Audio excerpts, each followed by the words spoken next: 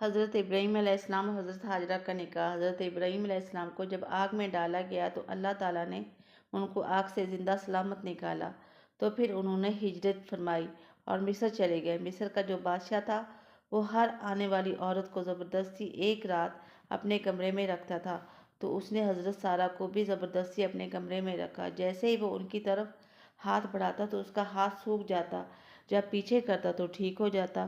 اس نے سوچا یہ تو کوئی اور بات ہے، تو اس نے اپنی پیاری بیٹی حضرت حاجرہ کو حضرت ابراہیم علیہ السلام کے نکاح میں دے دیا۔ اس وقت ابراہیم علیہ السلام کی عمر 80 برس کی تھی اور حضرت حاجرہ کی عمر 20 برس کی تھی۔